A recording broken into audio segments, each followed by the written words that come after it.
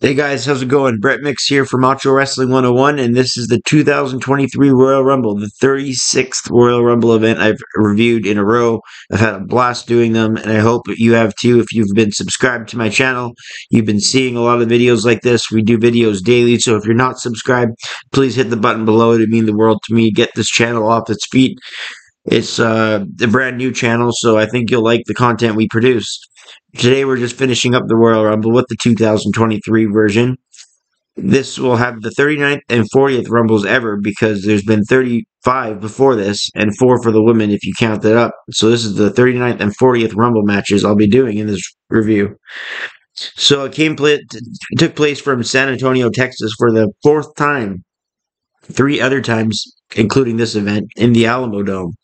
1997 was one. 2007, I believe, was another one. And 2017 as well. So 2023 is the 4th version from San Antonio. This is the first Royal Rumble, from my memory, that started out with the men's Rumble match ever starting first on the pay-per-view. I thought that was interesting, and it really had the fans engaged the entire time. It was a classic Rumble, though. Not anything like, not classic as in the best ever, but it was a great Rumble that you could say it was a modern-day classic. Gunther stayed in the ring for 1 hour, 11 minutes, and 42 seconds, which is the new record. And, yeah, he was the runner-up in this match, but he was the last runner-up. So his performance is going to stand the test of time for a while because the climax was so long between him and the winner, but we'll get to that. It was Gunther and Sheamus who started out the ring, and they had their chemistry from the Clash of the Castle back last year. A highly rated match. I gave 4.5 stars. Probably being strict. It probably deserved more than 4.5, but I gave them that. The Miz came out third. Guys like Kofi Kingston came out fourth. Johnny Gargano came out fifth. Xavier Woods, Karrion Kross, Chad Gable, Drew McIntyre, Santos Escobar, Angelo Dawkins. And then at 12, we had Brock Lesnar, and nobody had been eliminated by the 12th entrant except for The Miz. And The Miz was eliminated by Sheamus. So that's the only elimination, which is why I went through those names really quick. Lesnar came in, and then all of a sudden Bob Lashley came in as well. And it took Lashley 2 minutes and 28 seconds to eliminate Brock. Brock Lesnar, the Beast, was eliminated, and Brock had thrown out Santos Escobar, Angelo Dawkins, and Chad Gable before Lashley was able to throw him out. So Lashley beat him for the WWE title last year and now threw him out this year. Baron Corbin, Seth freaking Rollins, who made it to the Final Four, Otis, Rey Mysterio, Dominic Mysterio, Elias, Finn Balor, Booker T coming back, Damian Priest, Montez Ford, Edge, Austin Theory, Omos, Braun Strowman, Ricochet, Logan Paul, and Cody Rhodes rounded up the next people. It ended with Cody Rhodes and Gunther, and they did a long climax, and it was probably the second best climax to a Rumble match, maybe second best, behind Undertaker and HBK from 07, but this one felt less or more contrived than that one. The only gripe I have is that they went to the corners too much, or they went on the apron, and it easily could have just pushed somebody off. I know they were fatigued, but there were so many spots where you could just push the person off the corner or just punch them when they're on the apron. They spent too many times, like, they weren't just hanging on from the apron either. They were just standing there. It was just so hard to suspend disbelief from that. It was just really hard for me to suspend disbelief for that. But other than that, the match was still a classic. I give it 4 stars. So a 4-star Royal Rumble opening up the Royal Rumble pay-per-view is a good thing. Bray Wyatt defeating LA Knight in a Mountain Dew pitch black match. I believe the company made something like $1 million on Mountain Dew. I read that in one of the facts on Wikipedia.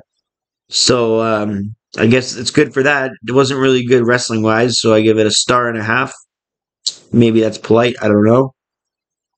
Bianca Belair defended her ladies' title against Alexa Bliss for the Raw Women's Championship, and she defeated her by pinfall at 7:35. This was a bit better than the last match, I should say. Bianca still looked dominant, even though Bliss did her best to keep up. Got a decent amount of time. This is more like a TV match, though. So I give this match 2 stars. Next, we have the Women's Royal Rumble. And Rhea Ripley and Liv Morgan started out. Will they finish it? Yes, they will, because they overdo the first and second entrance, finishing a Rumble. I don't know why they do that, but they do. Rhea Ripley lasted an hour, 1 minute, 8 seconds, as did Liv Morgan. Ripley eliminated 7 ladies. Liv Morgan eliminated 3. Ripley ended up eliminating Liv Morgan in the end with when she caught her head in a head scissors, and then she twerked her over the top rope to the floor. So that was how the Rumble match ended, and Ripley wins her first ever Rumble. Chelsea Green, Michelle McCool, Indy Hartwell, Nia Jax, Zoe Stark, and Roxanne Perez were either from NXT or unaffiliated with the brand. Impressive performances. Asuka eliminated 3 ladies. She stayed 33 minutes, 15 seconds in the ring. Raquel Rodriguez, 20 minutes, 44 seconds with 3 eliminations.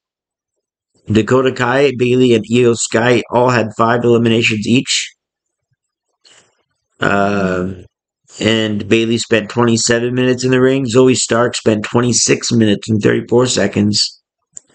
So those were the better performers of the Rumble. But in the end, Ripley, the last eliminated Liv Morgan. I think Liv Morgan should get a Rumble win soon.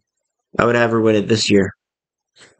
Anyway, we're moving on. Roman Reigns defends his undisputed title against Kevin Owens. Reigns had Heyman and Zayn in his corner, and there's good storytelling in the match and coming into the Rumble with long-term storytelling. At least they're doing it. Maybe it might be some weeks at a snail's pace. At least they're doing it. At least they're doing long-term booking, storyline progression, and a lot of questions going into the match, and the match delivered. But how many times does Kevin Owens face somebody in a singles match in Royal Rumble history? If you go back to the last few, he looks like he does it in every single one.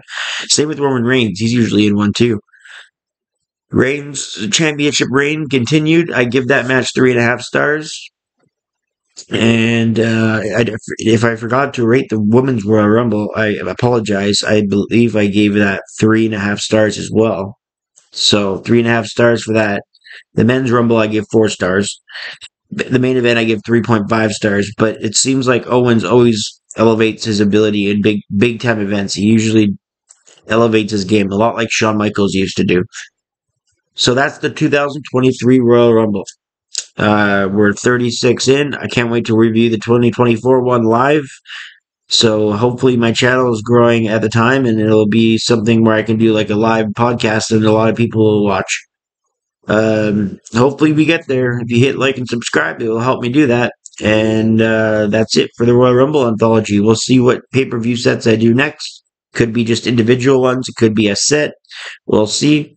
Stay tuned for that. I'm Brett Mix, and I'm out. Thanks for watching.